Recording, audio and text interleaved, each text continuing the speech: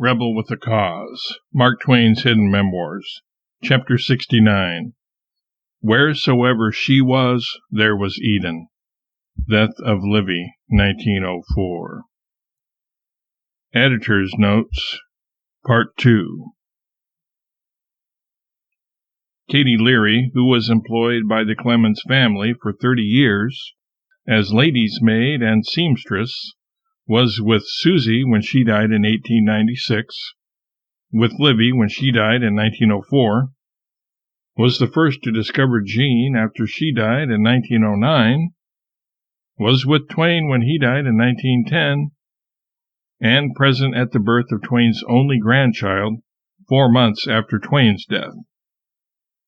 In Mary Lawton's book A Lifetime with Mark Twain, The Memories of Katie Leary, for 30 years his faithful and devoted servant, Katie recounts a scene in the Clemens home after she had returned there from an errand. Katie immediately inquired of Livy's nurse, "How is Mrs. Clemens?" She said, "She is not so well. She's having a bad spell. I am going to give her some oxygen." I hurried to her room on the ground floor to get it ready, and when she saw me, she whispered, "Oh, I've been awful sick all the afternoon, Katie." "Well," I says, "you'll be all right now." And I held her up, held her in my arms, and I was fanning her, and then she fell right over on my shoulder. She died right there in my arms. She drew a little short breath, just once, and was gone. She died so peaceful, and a smile was on her face. I looked at her, and I knew that was the end. I knew she'd gone. I couldn't hear her breathe any more. I lay her back on the pillow and ran out to get the family. They had all been right around her only a few minutes before, and had left because the nurse thought it best for her to be alone. Miss Clara was in the parlor, and Mr. Clemens was in the dining room waiting. Oh, I don't know how I told them. I guess I didn't have to. They knew. They came into the room, and, oh God, it was pitiful. Mr. Clemens ran right up to the bed and took her in his arms like he always did, and held her for the longest time. And then he laid her back, and he said, "How beautiful she is. How young and sweet, and look, she's smiling." It was a pitiful thing to see her there dead and him looking at her. Oh, he cried all that time, and Clara and Jean, they put their arms around their father's neck, and they cried, the three of them, as though their hearts would break. And then Clara and Jean, they took their father by the hand, one on each side, and led him away.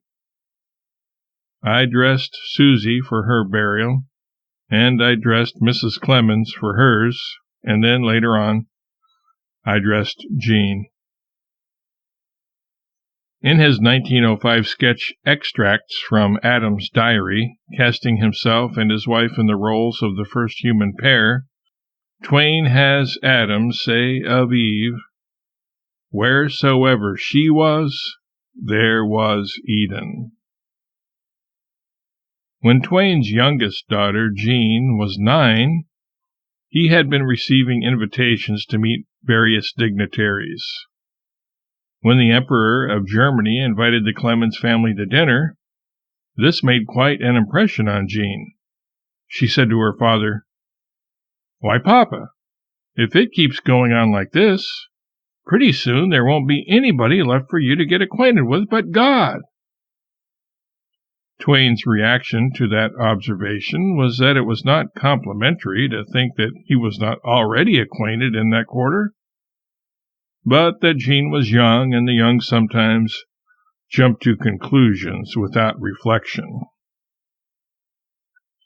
Corroborating Jean's observation, in the middle of 1904, shortly before Livy's death, Twain wrote the following in a letter to Twitchell, speaking about the death of his friend Henry Stanley, he of the much ballyhooed "Dr. Livingston, I presume?" interrogation. I believe the last country house visit we paid in England was to Stanley's. Lord, how my friends and acquaintances fall about me now in my gray-headed days.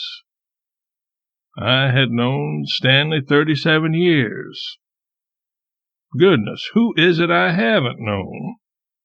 As a rule, the necrologies find me personally interested when they treat of old stagers.